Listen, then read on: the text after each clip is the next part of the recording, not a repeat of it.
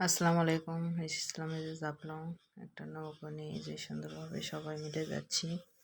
বাড়ি থেকে বেড়াতে আসছে যা দেবর সবাই, আমার শ্বশুর মা। এই যে নৌকো একটা নিয়ে সবাই যাচ্ছি। পানিটা এত স্বচ্ছ, অনেক সুন্দর, ঠান্ডা আর পরিষ্কার। আর আকাশটা ছিল অনেক সুন্দর।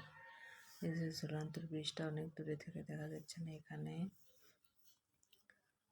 আর এবার বর্ষার জন্য পানি এত বেশি, আর অনেক কয়বার আসছি এরকম পরিস্থিতি ছিল না এবার যেরকম। এই যে মাঝখানের এই পাথরগুলো ছিল না, এত পানিও ছিল না। এই যে ঝর্ণাটার কাছে চলে আসলাম, ঝর্ণার পাশে খাসিয়ে পড়লে পানিটা এত ঠান্ডা আর পরিষ্কার। যেখানে কিছু দোকান, এগুলো থেকে কিছু কিনলাম। আকাশটা এত সুন্দর লাগতেছিল। মামি শাশুড়ি যাচ্ছে আগে আগে, আমার শ্বশুর চলে গেছে অনেক দূর। পরে সবাই একসাথে হাঁটলাম। এখানে দোকানপাট আছে, চকলেট টকলেট কিছু নেওয়া হলো।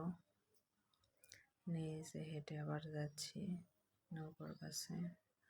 নৌকা যেটা নিয়ে আসছিলাম ওটাতে আমরা আবার যাব।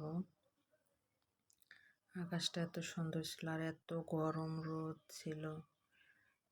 বেশিক্ষণ আমরা ছিলাম না, অল্প কিছুক্ষণ থাকার পরে এই যে আবার চলে যাচ্ছি। এই পাশটা পুরো মরুভূমির মতো লাগতেছে। যে নৌকার কাছে চলে আসলাম।